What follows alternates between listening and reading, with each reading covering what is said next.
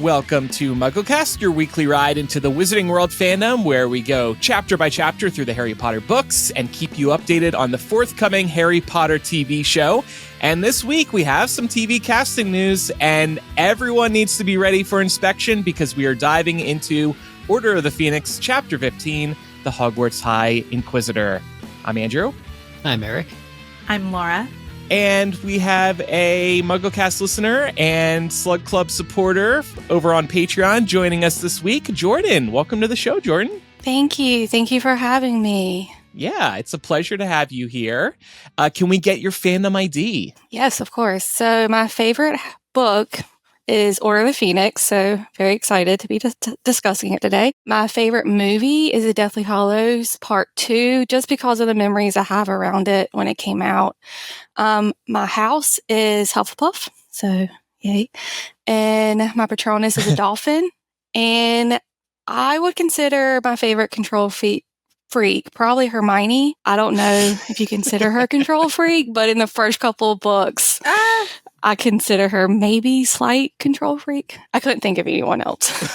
Yeah, no, I tend to agree. Hermione has some control freakish tendencies. I think we can all agree with that. Yeah. I was like, is this prompt a little too harsh? But Jordan was like, no, I'm good with it. It's cool. Let's roll with it. So I was like, okay, cool. Well, I wanted to we like to shake up the questions depending on the chapter. And I thought with Umbridge stepping in and becoming the Hogwarts High Inquisitor, it was an appropriate, if slightly extreme, question this week for the fandom ID. Well, thanks again, Jordan, for being here. And we're looking forward to having you contribute today. And thanks for your support over on Patreon. You're very welcome. So before we get into chapter by chapter, there is some pretty significant news concerning the Harry Potter TV show. John Lithgow is nearing a deal to play Dumbledore in the TV adaptation. This is interesting on multiple levels. First of all, we had previously told listeners that Mark Rylance was in discussions for the role, but that evidently has fallen through. So because there was somebody else in the mix and they fell through, maybe John Lithgow will fall through as well. But I don't know. It seems like he's in final discussions. He's a little further down the road than Mark Rylance was. He has a storied career in Hollywood. I will also note he is American. And with the films, it was an all British cast. What have you all seen him in, and how do you feel about this news? Actually, I'm kind of excited, very interested to see what this will look like. John Lithgow is an amazing actor. I haven't seen everything he's done, but I have seen him in The Crown, where he played Winston Churchill. Saw him in Dexter, where he played a serial killer for a season. Obviously, he's Lord Farquaad in Shrek. He is someone who has a very broad range, and I actually think it could work really well. I thought when I saw this earlier today, I thought for sure, oh, it's just another casting rumor like we always see. And it was because, to your point, Andrew, he's not British. I immediately wrote it off because I think we were all operating under the impression that we were going to get an entirely British cast again. Yeah. But if the floodgates are open, I want Tom Hanks as Remus Lupin. I want, who else can we really shoe in here? Yeah, now we got an American fantasy cast this series evidently now. Well, especially with, the adult characters, they used all the British actors that existed for the movies. Yeah. Well, and so many of them are gone now. That's an interesting point. I want to echo what you said, Laura, about John Lithgow being amazing. I probably first saw him on the TV series Third Rock from the Sun, but I was also watching Dexter. Actually, because of his performance in Dexter, that was the last season of Dexter I watched because it was so terrifying. A good way. In a good way. I was just like, wow, this man can act. But I think in terms of Dumbledore, and I love him as an actor, I'm kind of wishing he skews a little old and he skews a little less weird. I want an actor who's weird. And John Lithgow is very good and very straight and very serious. And I mean, he's been doing this for 80 years. Does he really need, this credit, which is another 10 years of film, of work, potentially? He's actually, at age 80, 10 years older than Richard Harris was in Sorcerer's Stone. Yeah. And we know how that ended up.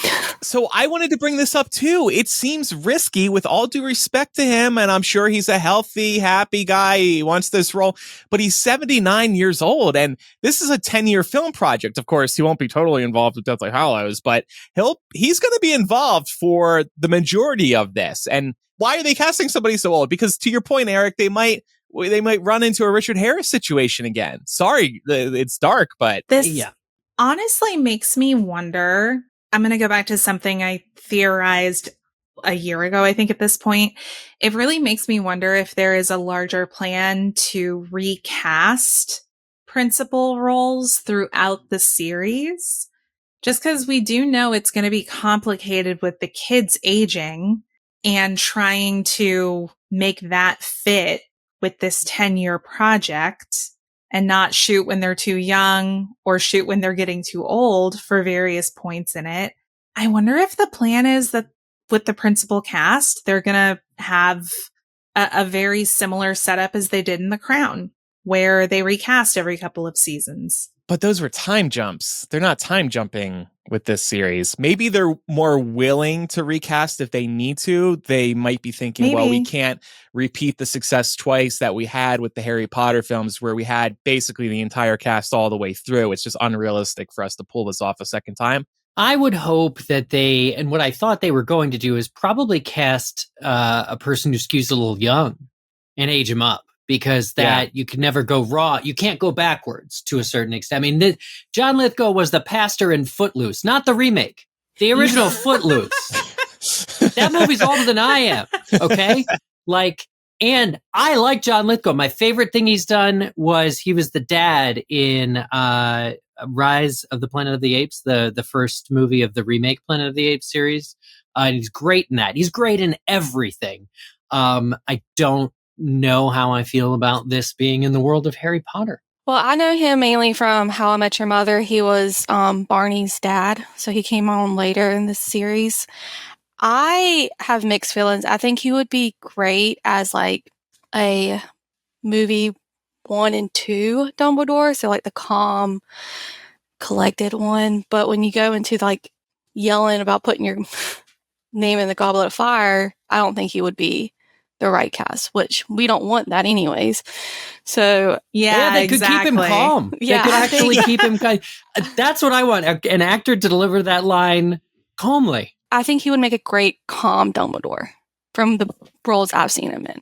We do deserve, I think, to see as audiences the younger Dumbledore that first started the Order, whether it's in flashback or not. The Dumbledore that kind of first laid the groundwork and the chess pieces for, everything that comes in the series. The Dumbledore that faced, that was essentially a professor when Dippet first had to nearly close the school for Chamber of Secrets. If you look at at what they did for Richard Harris in that flashback with Tom Riddle, it was awful. It was bad. And I know technology's come a long way, but again, I think my approach would be to cast young and age them up. I would get a little of that quirky vibrance. Again, John Lithgow's one of the best actors alive. I don't necessarily like him in this role. Yeah, see, I would say give him a chance to be quirky and do the book Dumbledore justice. We'll just have to see how he's going to play it and how he's going to be directed to play it. He seems to be a very versatile actor to me, given all of his credits. So I'm excited to see what he does with it. And we have yet to hear his existing relationship with Harry Potter. Is he secretly a huge Harry Potter fan? He's going to reveal this during a press tour or something. Has his family always been big Harry Potter fans? I'm sure a lot more will come to light that will help anyone who might be skeptical right now feel better about this. And I think as we've discussed on the show before, it says a lot to me that they seem to be casting around Dumbledore. This was the first casting rumor we had heard about back when we heard about Mark Rylance. So it seems to me that they're putting a lot of weight into who they cast as Dumbledore, and they must have their reasons for choosing him. I just hope John's doctors provided a note to WB assuring them that he's in good shape for the foreseeable future. I want Zac Efron as James Potter. Let's see, who's your American fan casting? Now that we know, Timothy Chalamet for Harry Potter. I was going to say Chalamet they're going to try and get yeah. Timothy Chalamet in here. You know, Andrew, I don't know if you mentioned that this article is from Deadline. I trust them for news. Yeah. It's reputable for sure, the reporting. So we'll see. Well, listeners and viewers, stick with MuggleCast for continuing coverage of the Harry Potter TV show. Be sure to follow us on YouTube and in your favorite podcast apps so you can stay up to date on the latest developments. And as we continue to analyze the books and cover the Harry Potter TV show, we could really use your support at patreon.com/MuggleCast. Your financial support allows us to run this show, and in exchange, we offer you instant access to lots of great benefits, like more MuggleCast. We release 2 bonus MuggleCast episodes every month on our Patreon, and in these, we have fun talking about different aspects of the Harry Potter fandom outside of chapter by chapter. On this week's bonus episode, what are we doing, Laura? We're going to be talking about the educational decrees that should have been. We realized in planning for this chapter that we don't know what most of the educational decrees before Umbridge got involved were. So we're going to try and fill in the blanks and solve for some of Hogwarts' many security nightmares. Yeah, and fun fact about bonus MuggleCast episodes and ad-free episodes, which are another Patreon perk. Once you pledge to our Patreon, you can listen to all these audio perks right within your favorite podcast app. You don't need to listen through Patreon or a website or anywhere else. You can get all of our best content right through your favorite podcast app. So it's very easy once you become a patron. Thanks, everybody, including Jordan, who supports us at patreon.com/MuggleCast. And now let's get into chapter by chapter. This week, we're discussing Order of the Phoenix, chapter 15, the Hogwarts High Inquisitor. But first, Eric, take us back in time. Yes, we last discussed chapter 15 on episode 451 for January 28th of 2020. The title of that episode was Murtlap Milkin. And if you have any questions as to how that came to be, look no further than this time turner clip. 3 turns should do it, I think. Good luck. What the...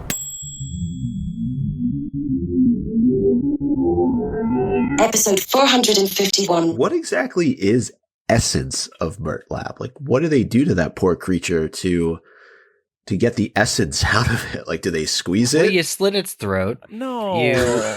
You take a needle, Debone it. you extract some of his inner goo.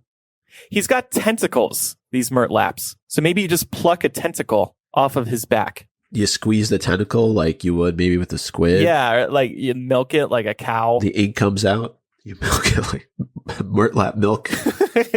Oh my God. Milk. Mysterious thing, time. Only the real questions on MuggleCast. I was going to say, I'm glad that is not in our rundown today. I don't want to talk about that again. No, I gotta say, that's not an aspect of this chapter where we're gonna spend really any time today, probably. But what we are gonna talk about to kick off the discussion is, what is a High Inquisitor?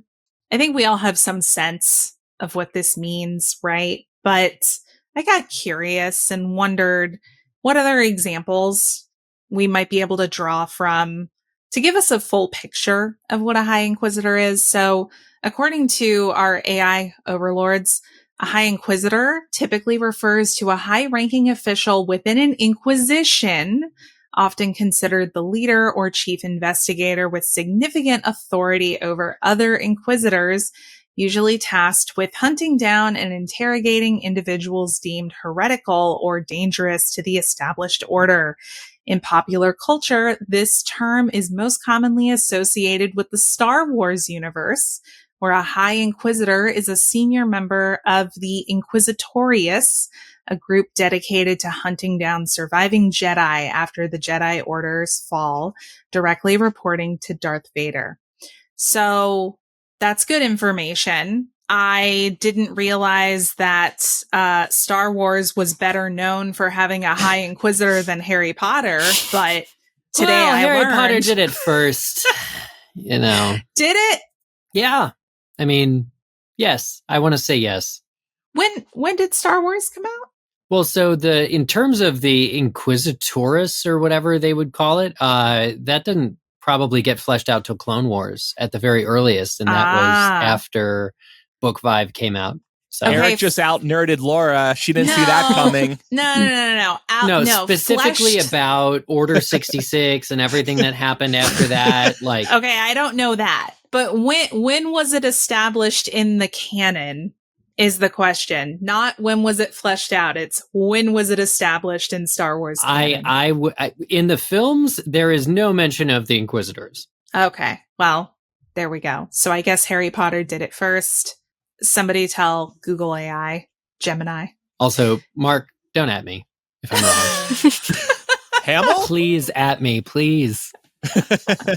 Well, anyway, the reason we're talking about what a High Inquisitor is because the Daily Prophet arrives at breakfast the following morning after they read this letter from Percy.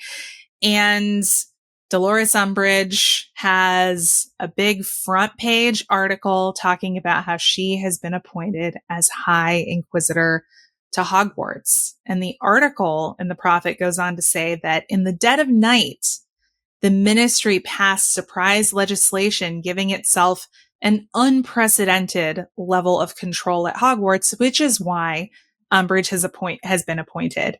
So in thinking about timelines here, because we were talking last chapter about why is Percy sending this owl in the dead of night? Is there some reason he wants Ron to be alone when he reads it? Is that the timing for it? This just kind of seems to me like Percy heard the news before it was public and immediately went to write to Ron. Oh boy, oh boy, oh boy. Yeah, that's what it feels like. That's how I picture that, but Eric, I think you think Percy may have gotten more of a heads up. Percy is quoted in this article, right? And so he probably was instrumental in its creation and knew well in advance that it was coming. He probably knew about the law that Fudge was passing since he's his assistant. Now, also, Meg had an idea that kind of corrects what we were talking about last week about Umbridge reporting to Fudge, but it's possible that Umbridge or Fudge specifically wanted Percy to write to Ron, because there's that part of Percy's letter that says, do let Umbridge know what Harry's up to, basically spy on him. And that's kind of the whole, even though Percy would frame it as if he just has Ron's best interests at heart, it ultimately comes back to exactly what Arthur Weasley said was Fudge's reason for making Percy his assistant, is trying to get the goods on Dumbledore, on Harry Potter, and furthers that agenda. So complete next level deep dive on the motivations for some of these characters. But yeah, whether Percy was asked or not, he has known about this, and he kind of was bragging about the fact that it was going to be front page news. He thinks it's a good thing for Hogwarts. I agree with Eric. I think Percy's going to do anything to make himself feel important, look important, be important, in writing to his brother with this news that is coming out the next day is a good way to make himself feel important. Yeah. And Laura, you mentioned something else I wanted to flag. You said that the prophet says that this was passed at the ministry in the dead of night. And this is always a major sign that the ministry or whoever's passing anything in the middle of the night, doing something in the middle of the night, was trying to sneak this by some people and pull a fast one. Yep. So they were trying to get this by maybe others at the ministry, maybe the couple of people who do resign in light of this news, and or trying to sneak it by Dumbledore before he can work his sources at the ministry and maybe stop this from happening. Exactly. We also learned this isn't the first time this has happened either. The article goes on to say that on August 30th, Educational Decree 22 was passed, which allows the ministry to appoint someone for a teaching post if the headmaster can't find anyone. And now we have our explanation for why Umbridge got assigned to Defense Against the Dark Arts. It makes sense, especially following the events of Goblet of Fire, why Dumbledore would be having trouble filling that post. And they waited till the last minute on that one, too. August 30th, it's the day before September 1st. Like, was Fudge just messaging Dumbledore going, you got anybody yet? You got anybody yet? You got anybody yet? Okay, here's a new law. But do you think that maybe the ministry has some hand in them not being able to fill the position just to get Umbridge in there? That's my fault. Maybe That's they an were interesting question. behind the scenes man. saying maybe no one is filling the position. Let's get Umbridge in there. I think the ministry has some hand in that. I like that, the idea that they're sort of manufacturing a shortage of teachers. I also wonder if, I mean, it makes perfect sense why Dumbledore would have a shortage of teachers applying. He's mentioned how it gets harder every year. For obvious reasons, they keep dying or going away. But I do wonder if there are qualified candidates that Dumbledore is not asking. Now, I know I'm thinking ahead to next year, and I know that Slughorn teaches potions, but here's an example of a retired former teacher that Dumbledore decides to have back. And everything that, he presumably could have done that a year sooner, gotten Snape in the DA job for earlier. So it just, to me, seems like maybe there aren't no candidates, but maybe Dumbledore is really hedging his bets on the position actually being cursed. And he's like, I'm going to let the ministry do this, but no matter what, she'll be out of there in a year. So it'll be fine. Oh, that's funny. Yeah, I can see. I mean, that's a very chess mastery move that I could see Dumbledore pulling. It's very John Lithgow. Yep. See, more evidence. No, I think that makes a lot of sense. Like, yeah, she's coming in and it's going to be hell, but at least it is only 1 year.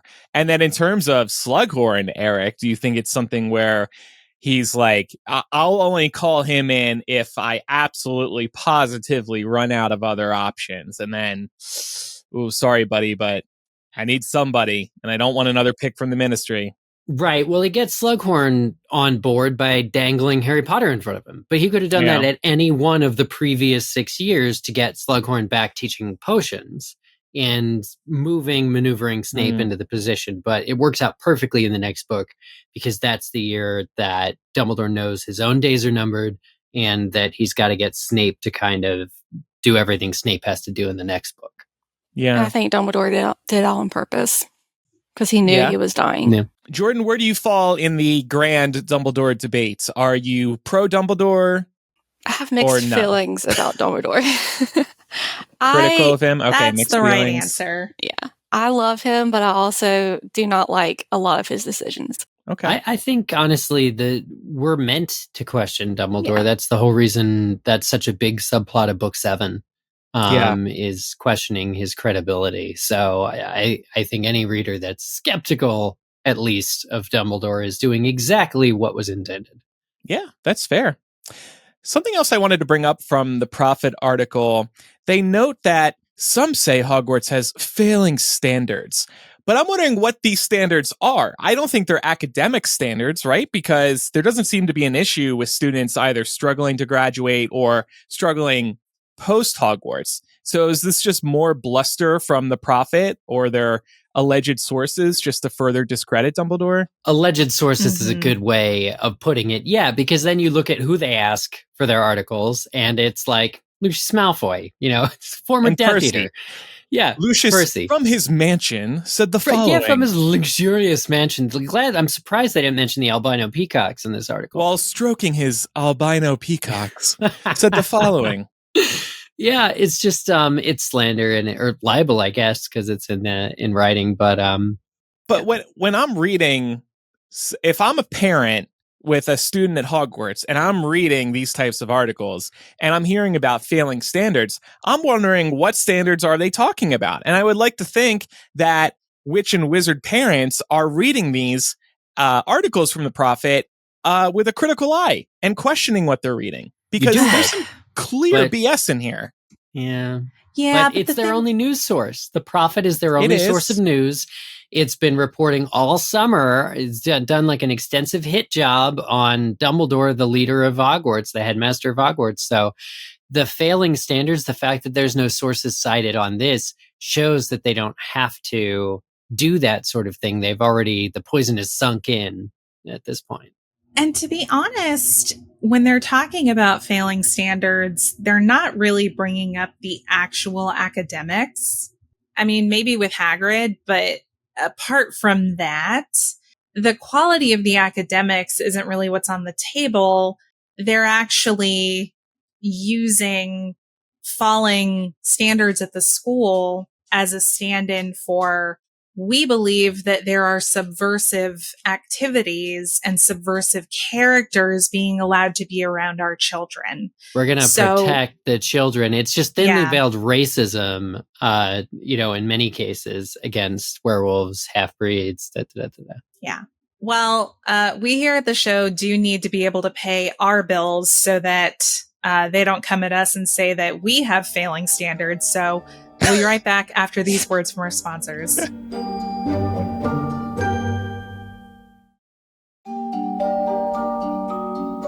Picking up where we left off before the break, I think, Andrew, you had mentioned a couple of officials resigning in light of this news. These were 2 members of the Wizengamot, or Wizengamot. I think we got some feedback from a listener recently suggesting we should pronounce the T. It should be Wizengamot because it was Whitengamot, but I will say Wizengamot until the day I die. Pry it from me. Wizengamot. Yeah, I think that's how I want to say it too. Yeah. But the original was the Whitens in the UK. Yeah, but language evolves. Just call them the Wiz. Wiz is funny. The Wiz. 2 members of the Wiz.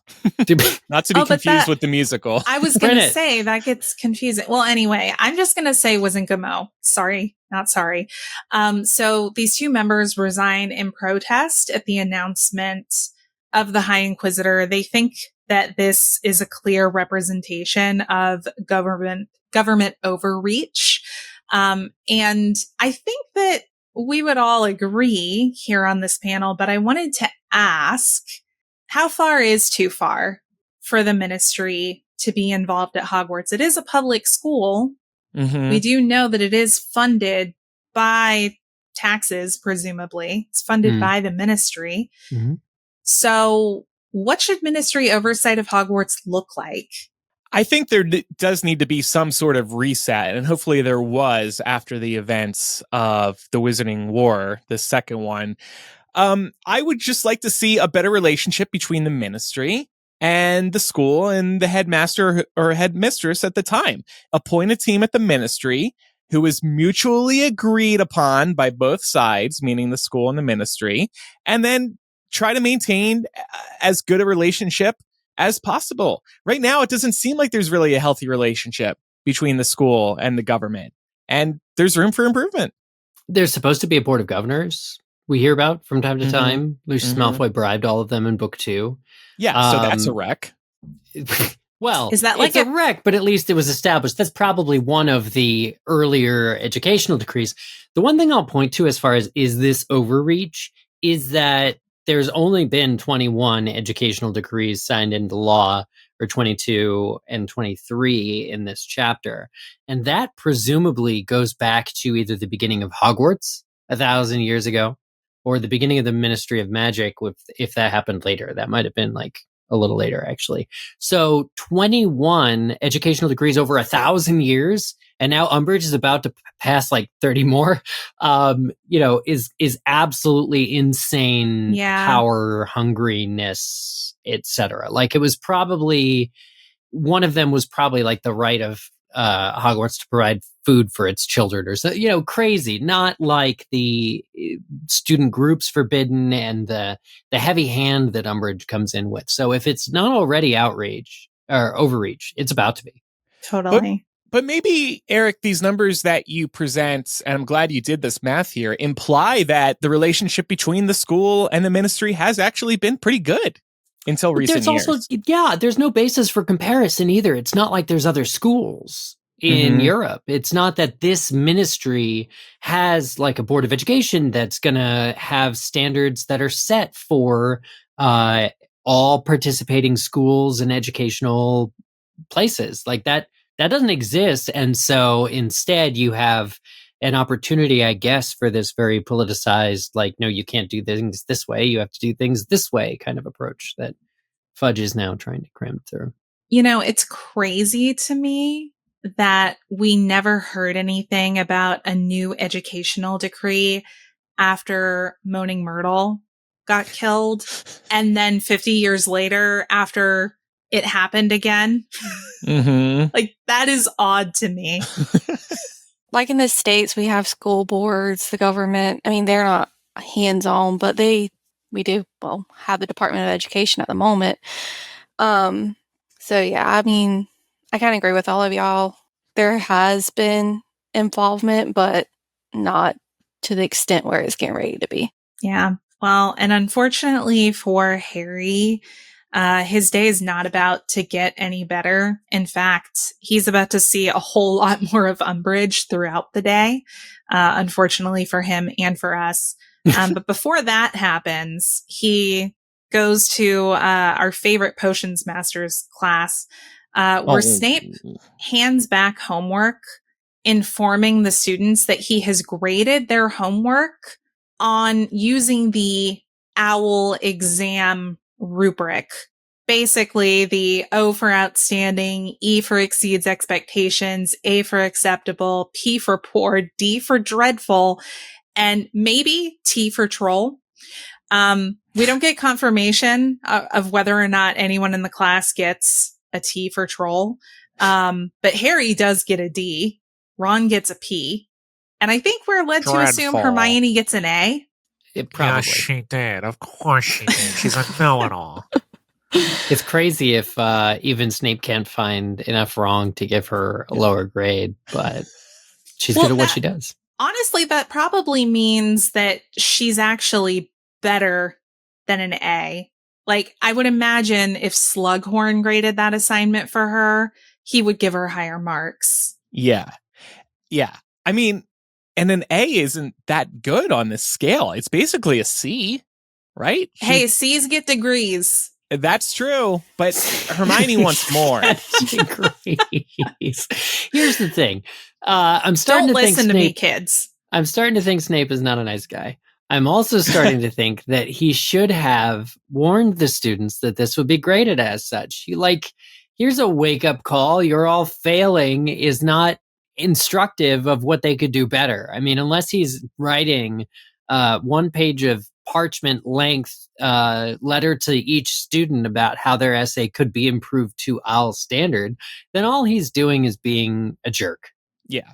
It's not fair. He should have shared that this would be the grading scale he'd be using prior to them working on this, because he's basically pulling the rug out from under them. Yeah.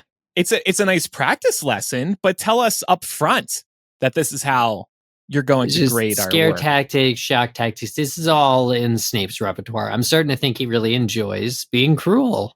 Totally. And as a result, he threatens that on the next round of homework, he's going to hand out detentions to all of those people who got D's. And he's specifically digging at Harry here. Yeah. So yeah, it's rough. But of course, Hermione is very inspired by this to go all in on OWL talk. And we know OWLs are ordinary wizarding levels. These are the exams that fifth years have to sit at the end of the year. And she clearly wants to talk about exam strategy. She's clearly very interested in what grades Harry and Ron got. Because Snape basically tells them when he gives them back the assignment, this is a really good baseline prediction of how you're going to do at the end of the year. So good luck. And Hermione is very clearly saying, even if you get a passing score, that's really encouraging at this stage, clearly trying to angle for their grades. Ron's finally like, Hermione, if you want to know our grades, just ask what our grades were.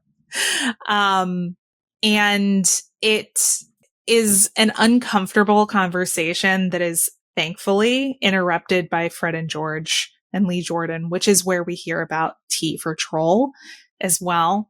I don't know that we ever got confirmation that this is a real grade. Does anyone know? No, it's a joke from Fred and George. I think if it was a real grade, Harry would have gotten it on his essay. That's a great point. That is a good. Ooh, would Snape? Yeah, it's offensive to trolls. That's not a reason why they wouldn't do it, but, you know, I don't know. Being compared to a troll would just ruin my academic career. Well, Harry's continuing along with his classes, and unfortunately for him, this is where Umbridge comes back into his day. So he and Ron have divination with Professor Trelawney, and guess who's there but the Pink Nightmare herself. And I was wondering, because we know Umbridge is here to inspect Trelawney. Part of her job as High Inquisitor is she is allowed to go inspect teachers in their classrooms. Have any of us ever had to deal with being inspected while on the job? I've had a few. At work, they call them like ride-alongs, where somebody from corporate wants to see what we do. And so I simultaneously have to like show someone the ropes / training, but also I'm getting evaluated on how well I know my job or do it.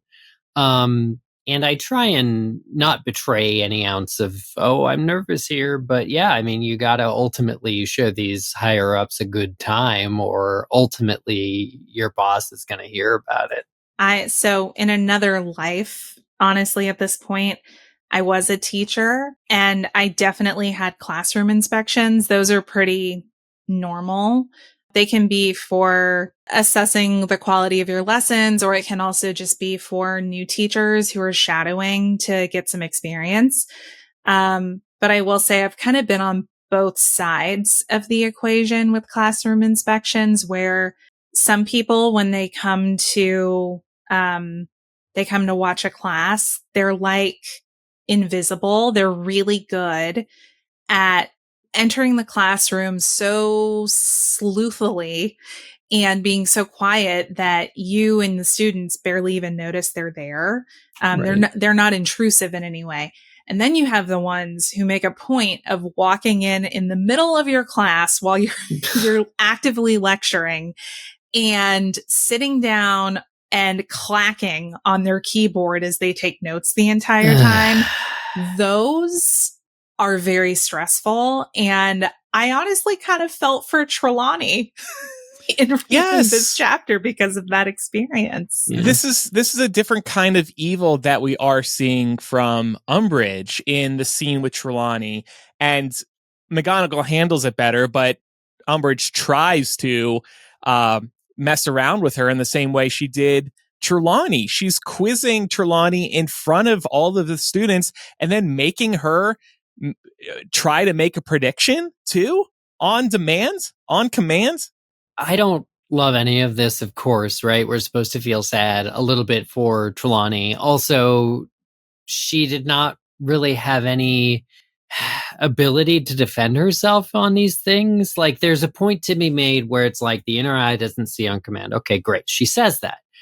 But if Trelawney were a reasonable teacher, like a decently accomplished like teacher, she could explain the theory in a way. Like, she has to resort to predicting Umbridge's ill fate, and then she makes a big show of predicting other class members' ill fate in the hopes of amusing Umbridge, who it actually should work on, even though it doesn't, because Umbridge is cruel. But at the same time, you could see how Umbridge falls short later in the chapter for both McGonagall and for Grubbly Plank. And so had Trelawney, I don't know, had a different approach, you can see it going a lot better than it went here. But because she really is a fraud, unfortunately, there's not a lot that can be done for this situation.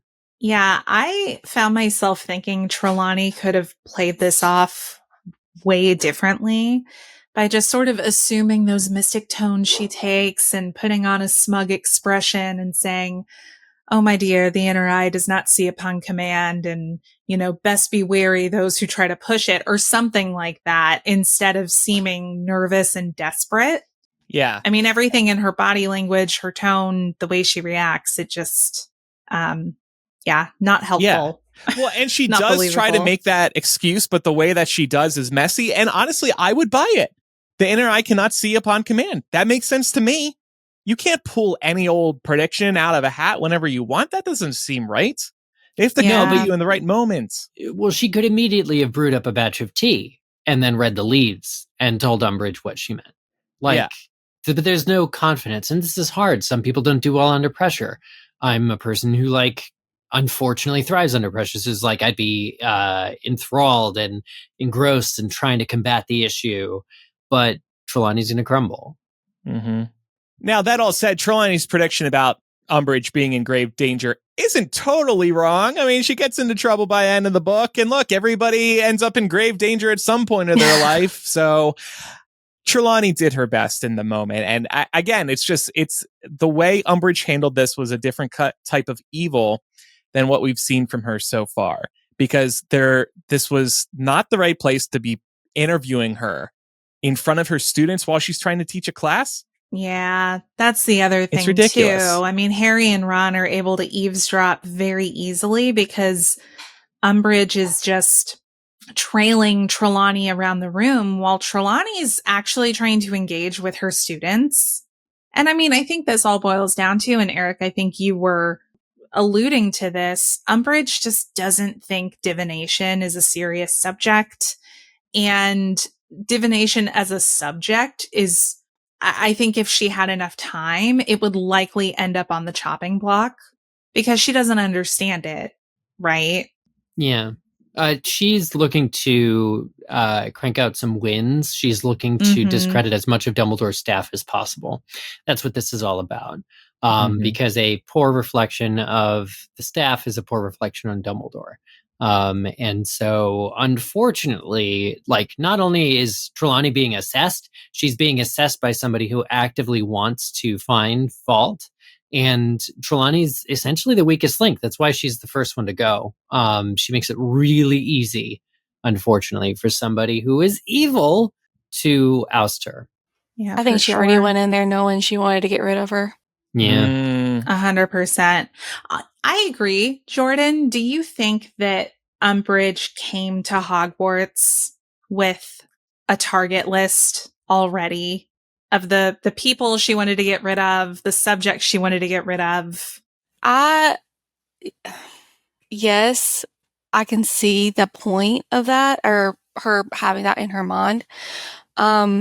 Maybe not exactly professors, but I mean, Dumbledore did hire Trelawney to come to Hogwarts for protection during the First War. So maybe she heard that rumor and that's where the target came from. You could also see word getting back from school to the students, to the parents, Trelawney, her class, it's interesting, but she's not all there. She's a little out there. You could see rumors about any teacher spreading well outside of Hogwarts if they're there long enough.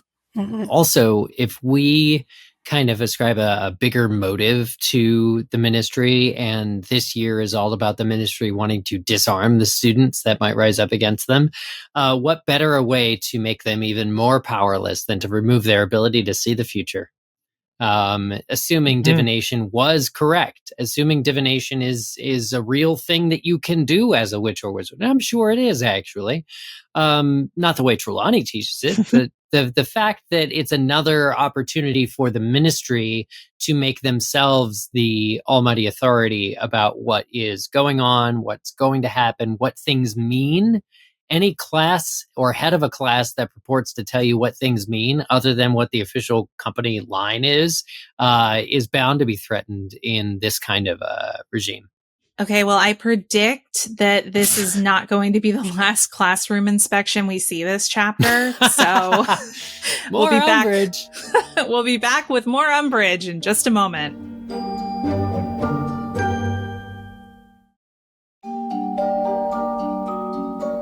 Your prediction was right, Laura. Unfortunately, right after Divination, the full trio has Defense Against the Dark Arts, and we're going to get to see Hermione the Rebel rise up once again in this lesson. She is not about to take this nonsense because Umbridge comes in and instructs the class to spend the class hour reading chapter 2 from their textbook. So it's very clear that Umbridge does not plan to actually teach a lesson. She's just going to bring these children in here, instruct them to read from a book and not speak to each other for an hour and not get any magical practice. And Hermione is not having it. She raises her hand and Umbridge makes a point of walking over to her to speak to her directly so that they don't have a cross-classroom exchange like they did last time. And when Hermione says, yo, I already read this chapter, Umbridge says, move on to chapter 3. And Hermione says, you've activated my trap card. I read the entire book. And this is a moment where I feel like Hermione orchestrated this because she could predict, she knew exactly how Umbridge was going to play this out. She knew Umbridge was going to challenge her and quiz her on specifics from the reading, which of course, I'm pretty sure Hermione has a photographic memory. She must, because she is able to recall immediately. The problem here, and I do agree with you, like Hermione was waiting for this, and I think one of her favorite things in the world is being asked something about a book that she read. Her problem is she, I guess, decides to play and go in for that because ultimately it winds up with her getting penalized. Like, there was another way for her to... She's so angry at Umbridge. She's so angry at Umbridge for, and obviously so, for giving them non-practical lessons that she cannot contain herself. And so that's why when Umbridge is like, oh, read chapter 3, and she's like, I did. Hermione adds, and I disagree with what Albert Slinkard says. And it's like, okay, Hermione, like Harry has an anger problem or like a temper problem, and like he always has to do the morally right thing in this chapter. But Hermione's not that far off. She's so furious with Umbridge, she's going to try and needle her while she's the subject of Umbridge's ire. And it doesn't work out well for Hermione. No, she ends up losing points, but she ends up losing points for something that I would argue is actually modeling what a good lesson would look like by encouraging students to really interact with the materials that they're reading and hear different perspectives to really deepen their appreciation and understand the broader context in an applied setting. Like, Hermione's doing nothing wrong here. No, this is the beauty of podcasts, book clubs, school in normal circumstances, having these healthy debates with constructive criticism. We here on the show get emails from time to time. I can't believe you're criticizing XYZ. It's, again, one of our favorite taglines. We criticize because we care. It's good to have these debates. We can't just yes and everything and be like, that was all amazing. So, yeah. I totally agree with Laura. It's really awful that Umbridge doesn't want to hear any different approaches to what the author was writing in this book and to her lessons. Yeah. Well, and Harry, Harry can't keep quiet either. So since he can't shut his mouth, guess what he gets in return? To not tell more lies. Yeah. Yep. Another week's detention. Yay! Harry notes that the cut on the back of his hand is only just recently healed. So he's getting ready to go back in for that. And Harry really can't get a break because now he's in trouble with Angelina. She's the Gryffindor Quidditch captain now, and she's pretty ticked off that Harry's about to miss more Quidditch practice because he can't stop getting detention. Yeah. Can't stop, won't stop. Am I right? Well, I understand her frustration here because not only does he know that Angelina needs him at these practices, But McGonagall has also told Harry to keep it under control with Umbridge as well. And he can't help himself. Yeah. Yeah. Well, and McGonagall takes points. Yeah. As well. She's like, Harry, didn't I talk to you about not fighting with Umbridge? 5 points from Gryffindor. Angry Harry, this book. Well, he asks her why, and then she says, because I didn't think the detentions alone set in. And I'm like, that's fair, actually. Yeah. If the bleeding hand isn't going to do it, what will? A few extra points from McGonagall, I guess. Worse than pain in Again, your it's hand. that peer pressure thing of like your house. This is why it would have been a good way to control Fred and George. Your housemates are disappointed in you if you lose points for your house. You have to answer to them as like a social structure peer issue thing. Yeah. So and you know what? To these points, getting points docked by McGonagall, being yelled at by Angelina can hurt more than his bleeding hand because he respects Angelina and McGonagall. He doesn't respect Umbridge. Right. The only other thing I'll say about Quidditch is, and Angelina's ire, is that Harry's not really needed at practice because his role on the team doesn't interact with the other players like at all. But it helps build rapport. And if you're down a chaser, okay, like the other two, it's not the same vibe. But as the seeker, you only have work to do when the snitch is out there, and then you do your thing and you go home. Like, you sound like Harry. Oh, I'm the chosen one. I don't need to be at practice. No, I mean they'll do fine without me. You know what I'm saying, though? Yeah, like, I'm just messing with you. Yeah, the consequence of him not making practice is there's no one there to catch the fake snitch. Yeah, I don't know. I have to imagine that seekers must have an extra job during practice because of how much downtime they have. He's probably also I don't know what it would be. He's probably also seen as a leader on the pitch too. Well, so that's it. Yeah. Mm-hmm. So having someone maybe there. Maybe he serves Stitchwitches made by Harry and the Potters. They used to hand those out at Harry Potter cons. That would be cool. Good reference. Do we think it's reasonable for Harry to be mad at McGonagall here? Because he's kind of a little miffed when she walks away, and he has this thought of like, I'm the one getting my hand sliced into. Why are you getting on my case? And I'm like, dude, she doesn't know because you won't tell her. It comes down to that. And exactly. If he did tell McGonagall, Umbridge would disappear. She would literally, they would not find her body. And so it just is one of those things where Harry thinks he knows best and he wants to get all righteous and angry. Whatever, he's a teenager. We were all that way. What do you think McGonagall would have done to Umbridge, Eric? You said Transfigure disappear, her in a way that no one would ever recognize her again. Expect. Okay. Yeah. Oh dear. I mean, no, honestly, I'll backtrack all of what I just indicated, because McGonagall really does show everyone how it's done regarding Umbridge.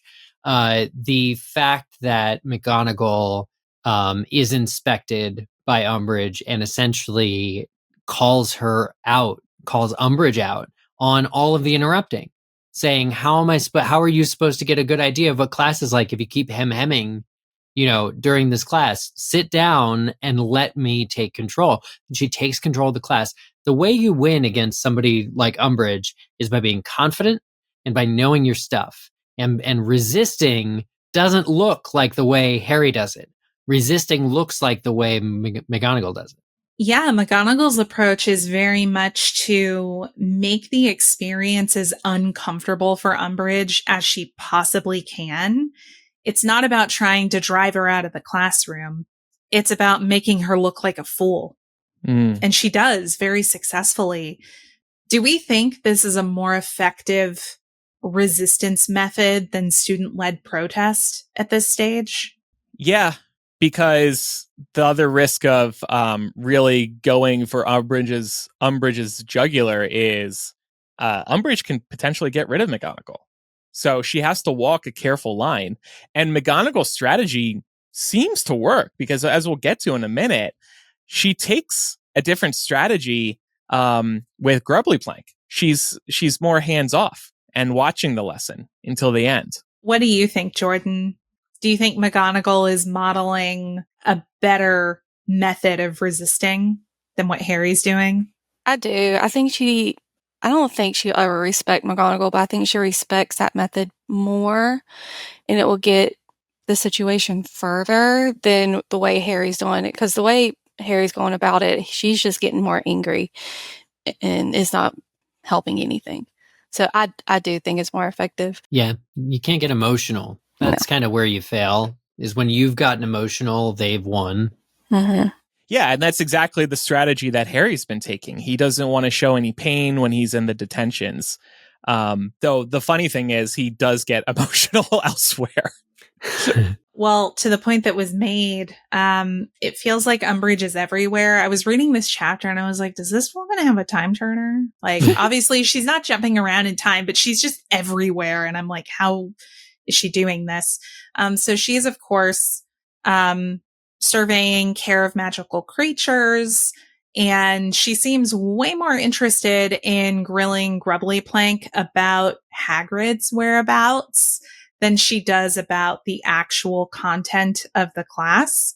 And the class actually does Hagrid proud, which is a good moment. Umbridge goes around asking students questions, and Harry notes that people answered reasonably well and seemed fairly knowledgeable on the subject. So that's actually a good reflection for Hagrid. But Umbridge definitely notes Dumbledore is very cagey about talking about where Hagrid is and when he'll be back. Grubbly Plank, do you know? No, I don't. I don't think she does. No, I don't think so either. And she says, Dumbledore just called me in and I didn't really hear any other details. She was like, yeah, sure, I'll show up. She just seems very laid back. I actually love this scene with Umbridge because we go from the intense encounters between Umbridge and McGonagall and Umbridge and Trelawney to this where Grubbly Plank is sort of just like very laid back by it. She has a good interaction with Umbridge. Grubbly Plank, like we're saying, seems to be honest about not knowing where Hagrid is. And at the end, Umbridge tells her to expect her results in 10 days. And Grubbly Plank just goes, jolly good. Like, she doesn't care. She's like, yeah, okay, fine. Like, you ever know those people, that the older people that are like, I don't know, former retirees or whatever, and they have like literally nothing going on at home. They're not sad about it, but like when they're asked to teach, they're just happy to do it. They come in, they do their thing, they leave. My mom is this person now, just happy to come in and be at the school for as long as they're needed. They go home. They have a life outside of it, but it's not, there's no rushing. There's no deeper meaning. There's just, Grubbly Plank is this person who enjoys the work and just going along for the ride. She's I don't know. There's a word for this. I that's escaping me right now, but yeah, she's just very chill about the whole thing. Yeah. And it's great compared to the other two encounters, like I said. Yeah. Well, and she's, she doesn't have a teaching post to lose. Right? She's a substitute. So the pressure is way lower for her. Yeah. She's going to be like, oh, ministry inspection. Okay. Mm-hmm. I know what I'm doing. But the subject of classroom injuries, of course, has to come up in care of magical creatures. And Malfoy is, of course, happy to jump to the front of the line on this one to talk about the vicious hippogriff attack that left him maimed a couple of years ago. And Harry, still unable to keep his mouth shut, says, well, yeah, that's because you were too stupid to listen to the directions. And what does he get? Another night of detention. Does it start with a D and does it end in E-tension? It's rough. But I wanted to ask, I think it is interesting that she brings up the classroom injuries that have admittedly happened in this class. Do we think Umbridge is addressing any other actual security concerns at Hogwarts? Because I think we've established on this show that she really should. There are actual things to worry about. I think learning what happened to Draco is cause for concern that should be investigated further. She needs to get the true story about what happened there. Not yet, Laura. I think as we continue going through this book, we might see some other concerns that are more valid. But at the moment, nothing is really jumping out to me other than Trelawney's reliability. Yeah. And that's not exactly a security issue, but it is a valid education issue. For sure. Well, I am going to give a shout out to the Essence of Murtlap here as we reach the end of the chapter, just because we gave it that shout out at the start of the discussion. So I felt like I needed to bookend it. But that's because Harry comes back from another night's detention and Hermione has the Essence of Murtlap all ready for Harry's poor, bloody, aching hand. And as they're sitting there and he's soaking his hand, Hermione takes the rebellious streak to another level. And this chapter ends with her positing to Harry that they should learn defense against the dark arts from him, since no one else is actually going to teach them anything about this subject. What? This book is so long because of this scene. Like, Ron and Harry can't figure out what Hermione is actually trying to say here. It like goes around in circles a little too long. Well, yes, but knowing, I guess, that the book was gonna turn in this direction, it's satisfying to say, oh, finally, okay, we got this out of the way. Because I think realistically, organically, all of these things had to sit, mostly with Hermione, but also with the whole student body. In order for there to be a need where everyone's like, oh yeah, I'm going to sign up for lessons, they have to start to see how, at the very least, Umbridge sucks. They wouldn't have done it September 2nd if they got, an invitation to go take defense lessons. They needed this time to really see what the issues were and to give Harry a chance. The few outbursts that he's had have actually probably piqued people's interest. Which is what we see in the next chapters has happened. So it needed time to sit in. So I'm glad that we can now move forward. Well, and don't get me wrong, I like what Hermione says by the end of this, explaining to Harry why he actually is a perfect fit for this role. And Harry experiences imposter syndrome here. He before Hermione gives him a good talk about this, he says, everything I've done was just luck. And I wanted to do a bit of make the real life connection here. Have you three also experienced imposter syndrome where maybe you've chalked up some of what you've done in your life to luck? I mean, I think it's fair to say that we've been lucky taking this podcast as an example, but there is a lot of skill here that's gone into this show over the years. It takes reliability. It takes a lot of planning. It takes a lot of reading and analysis in advance, but yet I still chalk some of it up to luck. It's hard sometimes to accept that what you've done took a lot of effort outside of just luck. That's a great point and well said. I mean, Micah leased a whole office building in downtown Manhattan when we didn't even know him yet in order to get on this show and be successful for the news Talking center. About the news office? Yeah, okay. The news office. Yeah, so wait, where's yeah. this going? The MuggleCast News Center in New York. That was his doing. And look at him now. Does imposter syndrome get y'all sometimes? Yeah. Yeah, for sure. I mean, how can it not? I think that's a pretty common experience for people, whether it's like you're on a podcast or it's just in your day job too. Like, I don't know, anytime, like I have a younger brother, for example.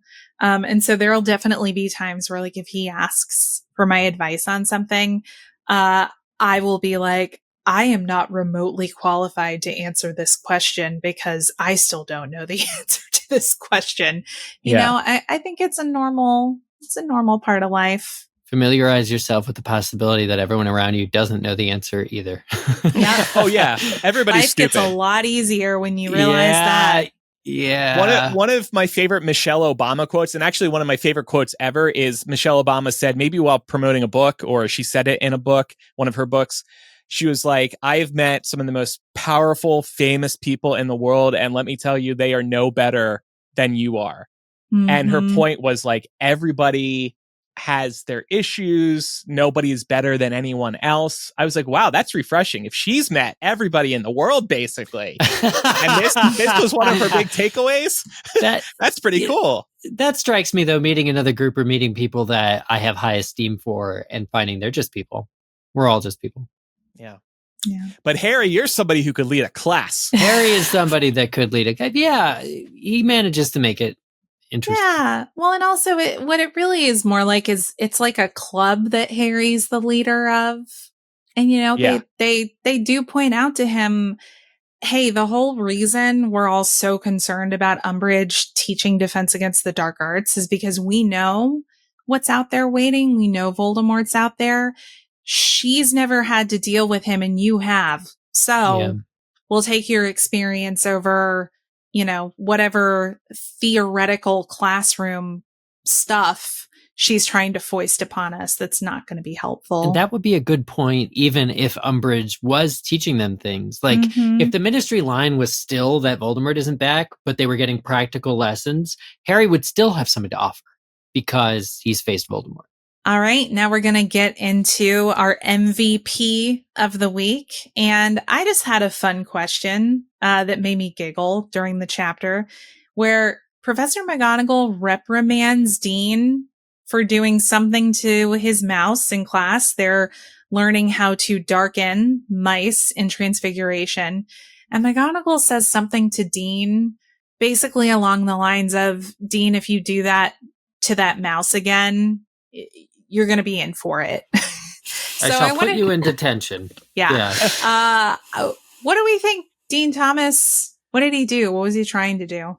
Well, first of all, I'm really glad Micah is not here to answer this question. Yes, I shudder to think that means what we his don't answer have to would move be. it to the paywall. That's the only reason I asked it this week. Okay. I would have had a different question. Thinking about a mouse, my favorite mouse in history is Chuck E. Cheese. And I'm thinking he turned it into one of the original Chuck E. Cheese robots and then made Chucky perform all of Dean's favorite songs that he's seen Chucky do at his wonderful world-famous pizza shops. And before you say, Andrew, Chuck E. Cheese isn't over in the UK, actually, they're not yet over there. I learned earlier today that they have announced they're going to be opening locations in the UK. So this answer is relevant. Even if is it going to be under his former or formal legal name, Charles Entertainment Cheese? I would like that. I would like if they got back to basics, but I don't know. Yeah. Well, it's a quick amount of time that Dean Thomas is doing this thing. So I think that Dean made the mouse dance the Saturday Night Fever dance, which McGonagall clearly hates. Canonically, she does not like disco. It is known. Tracks for me. I think that he was trying to transfigure it into the rat from Ratatouille so that he could have his own personal chef. 24/7. We all want a little Remy. Yeah. Who make dinner with me, like using me. I don't want to do it. Well, I think he was using it to torture Lavender Brown because we find out how scared she was touching the box. So I think he was levitating it in her face or something. Ooh, I like that. Oh, yeah, I like that. That's that. Easily That feels worth like the detention. that feels like a real answer. Yeah. All right. Now it is time for our links line, which is our newest benefit on Patreon. And thank you so much to all of you who support us at patreon.com/MuggleCast, just like Jordan does. And thank you everyone for answering this week's question. The question I pose to all of you is, if you were High Inquisitor of Hogwarts, what would your top priority be? And I specifically called out, we welcome serious and non-serious answers. So I'm predicting we're going to have a mix here. Julianne said quite simply, a DEI council. Too soon? Jen OG says, I'd get straight into sorting out the Wi-Fi. How are students meant to catch up on their socials? The world is deprived of Fred and George's TikToks. It's the key to international magical cooperation. Not to mention the Hogwarts residents can't keep up to date on their favorite podcasts. You know Dumbledore would love to be kicking back listening to the latest true crime podcast. Finally, Harry and Ron having access to the internet might give Hermione a much-needed break. God, what if she could just say to them, Google it?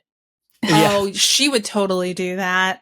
I would want to see Fred and George's TikTok channel too. I think they would be crazy. crushing it. I mean, I feel like Fred would have to be doing that from Beyond the Veil, right? So right. are Well, we getting like TikTok, like among the living and in the afterlife. Well, Yes. isn't the whole thing about TikTok is that it's one person, but you play different characters from opposite sides and you splice You yourself can. in? Yeah. Rachel says, I'd crack down on the bullying that goes on, most often between students of different houses, but sometimes within the house. Honestly, I think the Sorting Hat could make a great guidance counselor, so I wouldn't even have to hire anyone to help students who have been victims. I'd also ensure students have appropriate protective gear in classes like potions, herbology, and care of magical creatures. I love that. So a serious answer, but some good ideas there. I've never once considered the Sorting Hat as a psychologist, and I actually really like it. Is that ethical, though? Dispute mediation, yeah. You'd be like, hey, this person's bullying you. You know they're just compensating because they have this poor relationship with da-da-da-da, right? And then it's like, oh, I gave them the key to understanding this person better, to breed empathy. And then you tell the other person, hey, why are you this way? That person's just trying to get by. Yeah, but a guidance counselor that can see inside your head, I don't know about that. I don't know. I think they'd be effective. Stephanie said, my top list of priorities would be stop any use of paper straws at Hogwarts. Eco-friendliness is not necessary in the wizarding world. Number 2, fire Hagrid and any non-human teachers, because let's be real, they only get hired due to diversity and inclusion policies that Dumbledore wanted to implement. And number 3, clear the names of all known Death Eaters and their children because they were just trying to make a better world for all of us. And number 4, rename all the local landmarks to have something to do with Hogwarts and wizard supremacy. That would be a great start. With the melting face emoji. With the melting face emoji. Yep. Yes. That one was feeling too real, so I'll just move on. Yeah. This is from Danielle. I'd start with making sure all the teachers are living. Every single student is bored out of their minds in Binns' class. It's time to help him cross into the afterlife. Wow, rude again. While we're at it, get the bloody baron the heck out of there because Helena Ravenclaw shouldn't have to run the risk of seeing her murderer every freaking day. That Right? I'm cool with. That's true. Yeah. Seeing as how they're both their house's head ghost, that's just absolutely wild. Catherine says, I think I would have to go with supporting students who clearly are struggling with classes or magic in general. Whether that is better equipment to do their work with, like Neville, who clearly needs a new wand to do a better spell work, or someone to help with tutoring. Nowhere is it mentioned in the books that there's a tutoring center or a discretionary fund to help students with supply needs. I think it would be beneficial for all students at Hogwarts, not only grade-wise, but even school unity. Yeah, definitely. Jason says, first, as a teacher for 27 years, I'd have to say cracking down on Snape's treatment of any students not in Slytherin. Second, I'd tell Fudge that the Ministry has no business interfering at Hogwarts. I might also explore the possibility of either sorting later in their Hogwarts years or doing away with it altogether. Nolan said hire top or auras and unspeakables from the Ministry as consultants to find every security nightmare in that castle. You're telling me we went through the Chamber of Secrets, Dementors on the castle grounds, and multiple secret mass murderers hiding in that castle without a security audit? Hell, I'll even support Umbridge getting Dumbledore impeached if she was the first to even try to make the place safe for children to live there. What, Nolan? Starting to sound like a security nightmare. Security nightmare. Catherine said, launch an investigation into the Chamber of Secrets and why no one thought to question Moaning Myrtle and search the bathroom. Facepalm emoji. The next one is Krista. The first thing I do is hire guidance counselors at Hogwarts, assuming that's even a viable career path in the wizarding world. Mental health is the most important thing, especially for teenagers. Agreed. And finally, that bat lady says 2 things Umbridge would never care to prioritize: foul play in Quidditch and addressing some minor security concerns. ... I have a vague recollection of hearing of such issues somewhere, winky face. It may also be the right time to look into the sherry shortages that have mystified the house elves of late. Oh, shots fired at Trelawney. Great answers, everybody, as always. And don't forget, you can participate in the Links line every week by becoming by becoming a patron at patreon.com/MuggleCast. And by the way, one Patreon perk for Slug Club members, we do offer occasional merch store discounts at MuggleCastMerch.com. And we thought, in light of Hogwarts finally being exposed for the mess that it is by Umbridge, Slug Club patrons can get 15% off all Security Nightmare and Security Consultant merchandise at MuggleCastMerch.com, like this hat I am wearing tonight. Don't miss this opportunity to don a security consultant hat and take some action at the most dangerous school in the wizarding world. If you have any feedback about today's chat, you can contact us by emailing or sending a voice memo recorded on your phone to mugglecast@gmail.com. And next week, we'll be discussing Order of the Phoenix, Chapter 16, in the Hogshead. And now it's time for Quizzitch. This week's Quizzitch question. First discovered in the year 1610, the 4 largest moons of the planet Jupiter are called Io, Europa, Ganymede, and what? And the correct answer is Callisto. 50% of people said they did not look this up.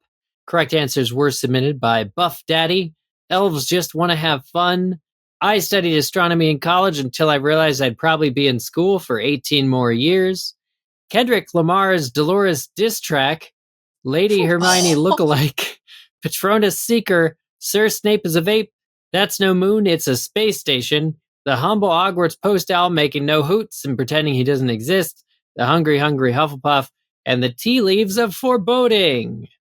I'm just going to say something maybe controversial. I don't believe people when they say they didn't look a question up. 50%? I don't buy it. That's a direct challenge. That's Andrew's diss track for all of you for participating in Quidditch and allegedly lying. 50%. 50%. I don't believe it. Believe it. No, for real though, I would love a Kendrick diss track for Umbridge. Is he a Harry Potter fan? And could we make it happen? I'm serious. We'll have to find out. Okay, here is next week's Quizzitch question. In the U.S. of A., the College Board administers the SAT, which is a high score, perfect score of 1600. What is the lowest score you can score on the SAT? Really, just the educators might know this one. But I encourage you, it is open book, so go look it up. Try not to use AI. That's my challenge. But submit your answer to us on the MuggleCast website, mugglecast.com/Quizzitch. Or if you're on the MuggleCast website, maybe reading transcripts or checking out our Wall of Fame, click on Quizzitch from the main nav. If you enjoy the show and think other Muggles would too, please tell your friends about us. Remind them that we're covering the Harry Potter TV show and going chapter by chapter through the books. Also, check out our other weekly podcasts, What the Hype and Millennial, for more pop culture and real-world talk from the four of us. In our latest episode of What the Hype, Eric, Micah, Meg, and I are discussing cozy video games. And then over on Millennial, we're discussing the rising trend of digital shoplifting and how people are getting away with it, myself included. I was going to say, people in this case means Andrew. Leave me alone. These shows are brought to you by Muggles like you. Listener support is the only reason we've been able to podcast for 20 years. And there's lots of great ways to help us out. I mentioned a few minutes ago, visit MuggleCastMerch.com to get official MuggleCast t-shirts, hoodies, glassware, and hats. Apple Podcast subscribers can sign up for MuggleCast Gold, which gets you ad-free and early releases of MuggleCast, plus 2 bonus MuggleCast installments every month, like a new one we're recording after today's episode.